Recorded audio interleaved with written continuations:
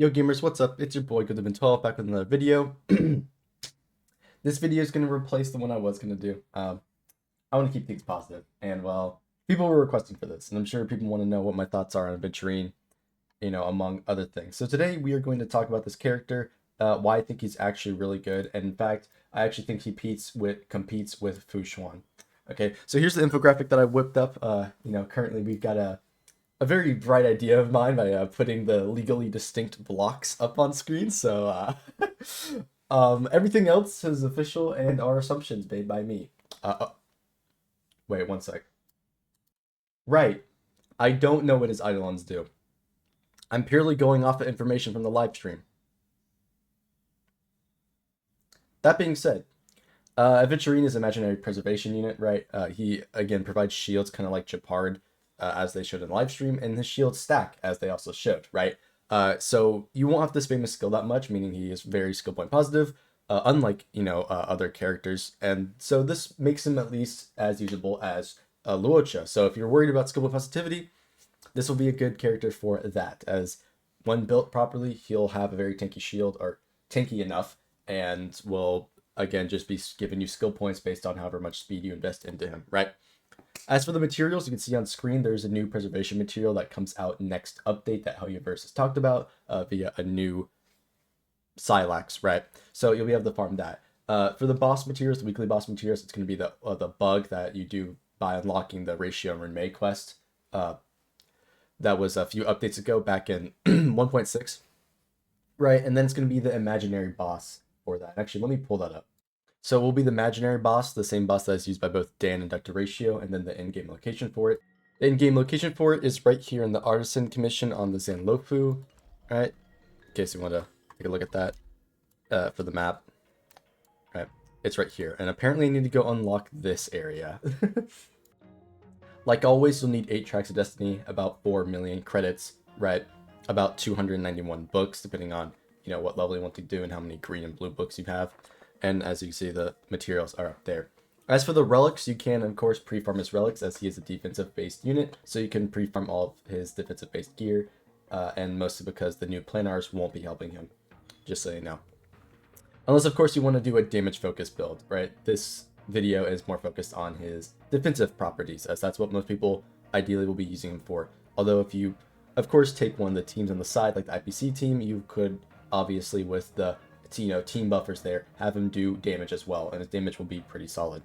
So 4-piece guard, or not guard, 4-piece the Knight's Palace, right, is going to be his best general use set, as it will buff his shielding a lot and his defense, which will not only buff his damage but his survivability for the team overall, right? Guard is a decent substitute for a 2-piece, as it will give you extra damage reduction, so he'll be able to tank more. However, if possible, obviously you want to run the Knight's Palace as the best set, his best set.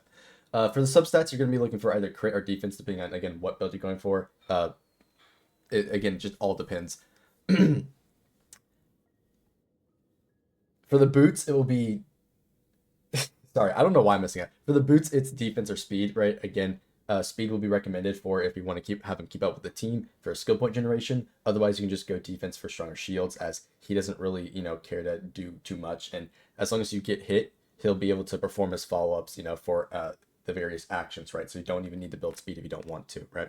For the orb, again, it will be defense or imaginary. You can just run defense for the tanking and damage, imaginary for if you want to squeeze out a little more damage. And then obviously you're going to be using a defense rope, because his ultimate isn't all too impactful. It does have a debuff, which can be helpful for Acheron teams and, general damage, but it's better to generally just run defense so that he does have a decent enough survivability. But if you really want to, you could theoretically run the energy recharge rope, but again, defense will help with his damage and survivability.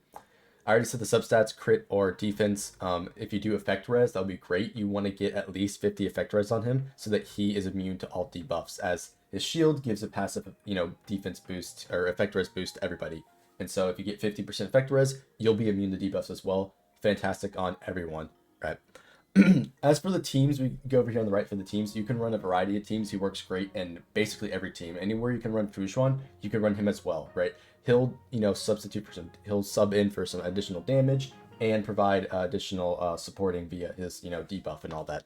Again, one of the recommended teams is the IPC team, where you, or I guess follow-up attack team. It's not really IPC, it's two IPC members, but it's Runmei, Topaz, Ratio, and Aventurine, right? That'll be a pretty good team for him to run in. And again, him having a debuff will be great for Dr. Ratio. And since actually everyone on the team has a debuff, Dr. Ratio will be able to, depending on how many Eidolons you have, get, a lot of his buff active and do very good damage, right? That Lord of Numbi team, debatable. Jing Yuan really wants Ting Yun, so maybe not so much there. And Fushuan is arguably better for Jing Yuan, right? But this is just to give you an idea. And of course, if you are going for Eidolons, he becomes Acheron's like best sustain at E2 S1.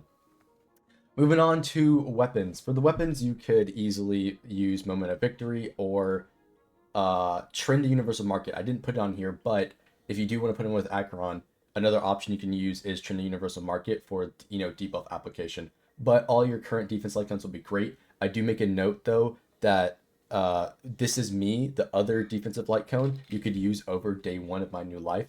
However, personally, I recommend day 1 of my new life for a 4-star, as this will give you damage reduction for your team, so it will increase your overall tankiness. Of course, the signature light cone is number 1, and then there's also that event light cone that will be on his weapon banner that if you get a couple copies of, will also be pretty good for him, right? It's kind of weird that they're putting them on the same banner, honestly, but, it will be an option for if you do summon the weapon banner. And that's basically it. Again, I already talked about down here that you could go for more damage instead of defense if you really want to. He stacks a shield, so it doesn't really, matter how much speed you go, but I would still recommend trying to get 134 for skill point management. Okay, wait, I'm gonna backtrack. I forgot about the planars. For the planars, Neil's recommended because he basically has that stuff built into his kit. Aegis is a good substitute for attack buffing. Bellabog for raw defense, but again, I don't think you'll need it. And then Pinacone for imaginary teams, as this will buff the imaginary DPS a lot. That being said, that's about it for covering Aventurine, right? In fact, I will show you that boss location in case you don't know. Here's the boss location in the seclusion zone in the Herta space station. I forgot to pull this up earlier, but yeah, that's basically it. Okay, I already know I said that's it multiple times. I'm not going to repeat myself. Point is, I think he's pretty good. This is what you're going to want to farm for him, right, to get ready. You can't farm most of it, right? Unfortunately, you're going to have to wait for all of his, resources to come out, right? Because we don't have the preservation mats in the game yet. They'll be live once the update goes live.